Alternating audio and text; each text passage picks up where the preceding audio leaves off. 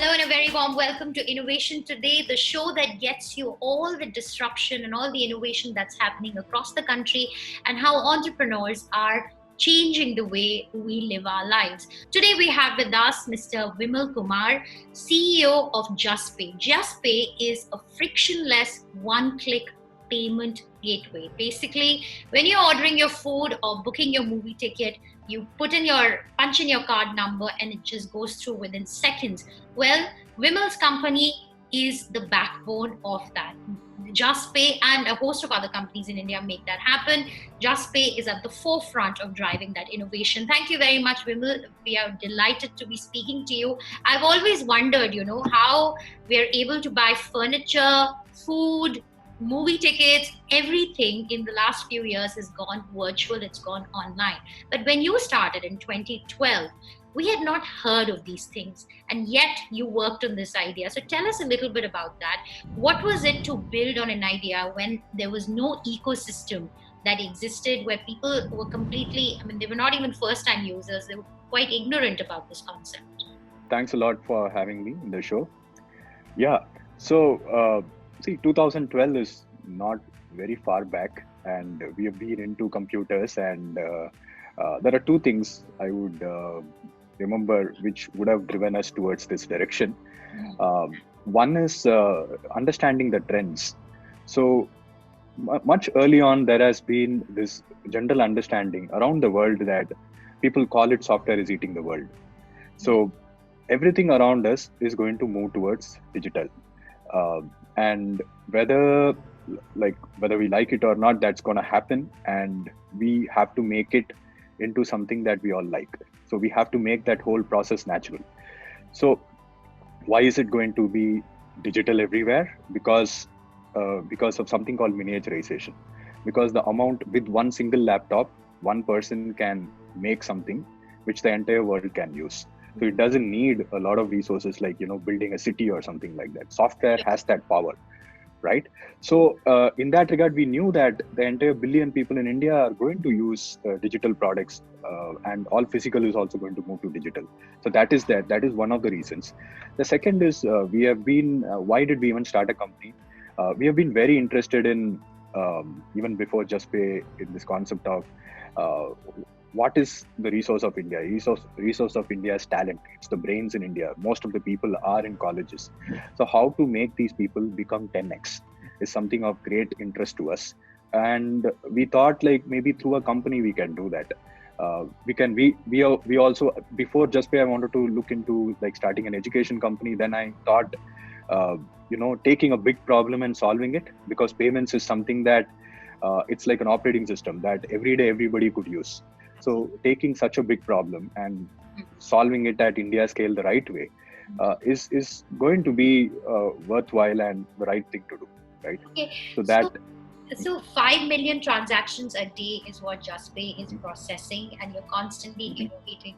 Tell us a little bit about that. How do you foster and nurture the innovation culture in your company? And then we'll get to the 10x point that you mentioned as well.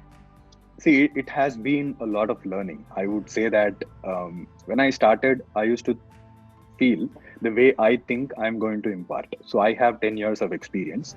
I wanted people to get that experience in 2 years. So that was my thumb rule when we started. And at least when we were 30 people, I think that worked. So a lot of condensation of wisdom, you can call it, a lot of how do computers work, to how does my understanding of how does market work, everything for that, condense the wisdom and start working on projects in which that wisdom becomes useful.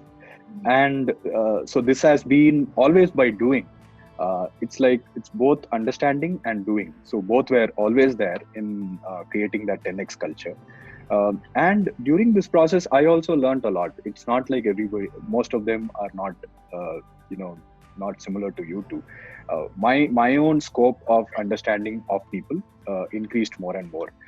So I would say it's a constant journey. And first thing is to make people realize that there is a 10x which is possible, right? And 10x is required, and we are responsible to be 10x or 100x, 1000x. all that is possible. Because of that only the world really moves. Is the first thing is making people realize that, right? That has been, I would say that's the first point. Then it can go into a lot of details. Like we have, depending on the type of people we have, figured out various ways, and we have also changed ourselves or taken kind of projects which will make that happen. So your strategy is to take on a big project, take on a big problem. Yeah. Then you get your Right. people involved in saying that, okay, let's solve this now that we've got this on board. And Correct. that's how you get Correct. push people to take on, Absolutely. do better. What's your vision with Juspay? What are we looking at right now? You have a lot of top clients that are using your like infrastructure, but what next? Sure. See, payments itself is still at a point where it is just we are at the tip of the iceberg. Mm-hmm. So a lot more people are going to get digital, lot more services are going to get digital, and there are always going to be more and more challenges in terms of having different modes of types of payments. The existing modes of payments itself are adapting to the needs. For example, things like subscriptions are just starting in India, right? So payments itself is big, and in terms of innovating on security, innovating on stability of systems. So when you are building the critical backbone at country scale, the system should always be up and running. So what does that mean? How do we kind of create things like, it's highly replicated and it never goes down, right? So things like that are all challenges in front of us that we are heavily investing in for the future. And as an adjacent to payments, there is also things like credit. Credit, how I look at it is, see, when payments is happening, you know that value is getting created. That's where the payments money is flowing. And in the right place where value is created, if you slightly boost it, if you are a catalyst to increasing a bit of value creation there, that is what we see as credit. For example, most of the companies whom we work with have consumers in one side and they have businesses in the other side. Right. Both sides need a bit more of value boosting through credit. So that's also a place where we are looking at innovating. Okay, tell me a little bit about how you've designed, your product. You said it's frictionless, and we spoke about that 4-digit PIN that comes in. So just take us through the mindset and the thought process behind making it like that. Your Android phones automatically recognize the PIN, and it's fed into the system, and the payment goes through. So just like, what were you thinking when you introduced these steps in the payment verification space? See, from the time we started Juspay, the one click as a goal was always sticking in our minds. And we always like products, all of us like products which are frictionless, which Right. just work, right? Yes. Security is something that RBI had been always very, very particular about. And second factor authentication was mandated in India for all the payment, whether it's a very small amount or a big amount, second factor was mandated. So what happened is when Juspay started, by that time itself, there is a lot of friction in payments. That was the biggest problem in the industry. And our point was, and a lot of times it was all about why should second factor required is how industry was reacting. Our point was, yes, second factor is a good thing, because I've worked for some time in the US market where fraud is a big problem. And fraud was completely missing in India. Even now, compared to the Western markets, there is no concept, very, very small, I would say. There is no fraud, literally, I would say, except for other things like maybe people calling people, and so that's a different, phishing attacks and all of that, that's different. But with second factor authentication, can we create a one-click experience? That has always been a constant search for us, and we have done several innovations around that. Our initial innovations were with very less help from the ecosystem. For example, we built something called a payments browser, where all the mobile banking bank pages were not optimized for mobile. So we had this right way of rendering it in a usable form, and also auto detecting the OTP and making it very easy for customers to fill it through, right? So that is our first innovation. I don't think anybody in the world has done something like that, like a payments browser. So second is when UPI, the specs were released, the first time I met Pramod, who designed UPI. Mhm. This is exactly what we had been thinking how payments have to go to, right? Mhm. Where either using a pin or even without a pin, for example, with your fingerprint, even such things will happen in the future, we think. Yeah. So without an OTP, second factor can happen. So Mhm. that's why we were in the forefront in designing a bunch of user experience characteristics for UPI, along with the ecosystem creators of UPI, Mhm. and it is a constant journey. Even now, we are looking at how much better can it become. Why should a 30 rupee transaction even need a pin? Is how I would ask. Why Okay. can't it be a fingerprint? Because Sure. most of the phones have the fingerprint reader and also a second and also something called a secure element inside the phone, Right. which is equivalent to a SIM card. So Mhm. maybe that is something people can understand. So it is something like equivalent to a SIM card is within an Android phone. So why don't we utilize it? So those are areas where we are innovating. Okay. My last question: what is the innovating mindset? What is the 10x mindset?